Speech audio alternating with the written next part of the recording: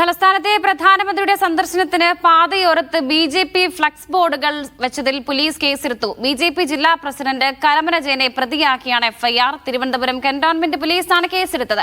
അനധികൃതമായ flux ബോർഡുകൾ സ്ഥാപിച്ചതിന് corporation 20 ലക്ഷം രൂപ പിഴയും ഇട്ടിരുന്നു. 2 ദിവസത്തിനകം പിഴത്തുക അടയ്ക്കണമെന്ന് കോർപ്പറേഷൻ സെക്രട്ടറി നിർദ്ദേശം നൽകി. സിജോ വി ജോൺ വിവരങ്ങൾ നൽകാനായുണ്ട്. സിജോ, വിശദാംശങ്ങൾ എന്താണ്?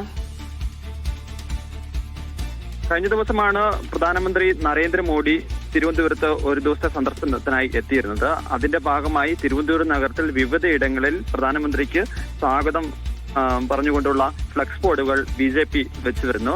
ആ ഫ്ലക്സ് ബോർഡുകൾ വെച്ചതിലാണ് ഇപ്പോൾ കന്റോൺമെന്റ് പോലീസ് കേസെടുത്തിരിക്കുന്നത്. പാളയം മുതൽ ഉള്ള സ്ഥലങ്ങളിൽ നിന്നാണ്, പാളയത്ത് നിന്ന് ആരംഭിച്ച് തമ്പാനൂർ വരെയുള്ള സ്ഥലങ്ങളിലല്ലോ, ഓവർ ബ്രിഡ്ജിന്റെ അടുത്ത് വരെയുള്ള സ്ഥലങ്ങളിൽ ആ ഫ്ലെക്സ് ബോർഡുകളിലാണ് ഇപ്പോൾ കേസെടുത്തിരിക്കുന്നത്.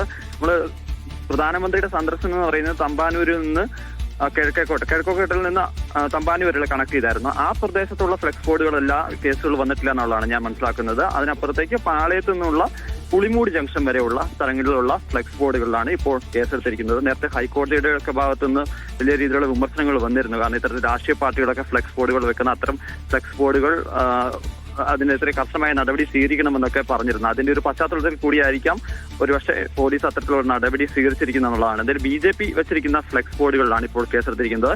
ബി.ജെ.പി. നേതൃത്വത്തിനെതിരെ പിഴയിടുന്ന നടപടി തിരുവനന്തപുരം കോർപ്പറേഷനും സ്വീകരിച്ചിരുന്നു. 20 ലക്ഷം രൂപയാണ് ഇത്തരത്തിൽ കോർപ്പറേഷൻ പിഴ ഈടാക്കിക്കൊണ്ടുള്ള നോട്ടീസ് കൊടുത്തിരുന്നത്. ഈ അനധികൃതമായി വെച്ചിരിക്കുന്ന ഫ്ലെക്സ് ബോർഡുകൾ നീക്കം ചെയ്യണമെന്ന് ആവശ്യപ്പെട്ടിരുന്നു. പക്ഷെ അതിന് ഇവർ തയ്യാറായിരുന്നില്ല. അതിന്റെ ഒരു പശ്ചാത്തലത്തിൽ കൂടിയാണ് പിഴ ഇട്ടുകൊണ്ടുള്ള തീരുമാനം വന്നിരിക്കുന്നത്. എന്തായാലും ഇത്തരത്തിലുള്ള ഒരു കർശന നടപടിയാണ് കോർപ്പറേഷന്റെ ഭാഗത്തുനിന്നും അതോടൊപ്പം തന്നെ പോലീസിന്റെ ഭാഗത്തുനിന്നും സ്വീകരിച്ചിരിക്കുന്നത്. ശരി.